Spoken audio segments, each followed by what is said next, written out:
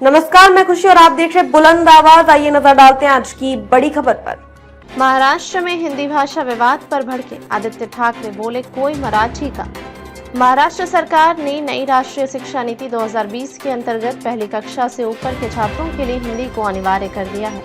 यह फैसला खासतौर पर मराठी स्कूलों में लागू किया जा रहा है, जिससे राजनीतिक हलकों में घमासान मच गया है। शिवसेना के नेता आदित्य ठाकरे ने इस निर्णय का विरोध करते हुए कहा कि बच्चों पर 3 भाषाएं एक साथ लादना गलत है। पहली कक्षा के बच्चों पर मराठी, अंग्रेजी और अब हिंदी 3 भाषाओं का दबाव डालना उचित नहीं।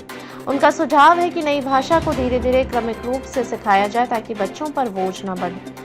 आदित्य ठाकरे ने बिहार के चुनावों का किया जिक्र। ठाकरे ने आरोप लगाया कि यह मुद्दा सिर्फ शिक्षा से नहीं बल्कि राजनीति से जुड़ा हुआ है। उन्होंने कहा, मैं इसे 2 स्तर पर देखता हूं। पहले तो राजनीति स्तर पर जिन 2 लोगों की बैठक हुई उन दोनों को मराठी और हिंदी की जरूरत है। कोई मराठी का विषय बीएमसी में चलाए तो कोई हिंदी का विषय बिहार के चुनाव में चलाए। सब अपनी रोटी सेंकते रहे और हम आपस में लड़ते रहे। उन्होंने कहा कि शिक्षकों पर भी इसका असर पड़ने की बात सामने आई है। पहले से ही प्रशासनिक कार्यों और पढ़ाई का बोझ झेल रहे शिक्षक अब एक और भाषा बढ़ाने की जिम्मेदारी उठाएंगे। शिवसेना यूबीटी के नेता ने सिस्टम की भी आलोचना करते हुए कहा कि जब सरकार यूनिफॉर्म तक नहीं दे पा रही है तो तीसरी भाषा अनिवार्य करने की जल्दबाजी क्यों। साथ ही आदित्य ठाकरे ने मंत्री दादा भूसे पर तंज कसते हुए कहा, क्या वो खुद एक भाषा अच्छे से जानते हैं? हम हिंदू हैं, हिंदी नहीं। राज ठाकरे एमएनएस प्रमुख राज ठाकरे ने भी इस मुद्दे पर तीखी प्रतिक्रिया दी थी। उन्होंने कहा था कि हम हिंदू हैं, हिंदी नहीं। इतना ही नहीं, मुंबई के घाटकोपर में एमएनएस कार्यकर्ताओं ने हिंदी की किताबें जलाकर विरोध जताया।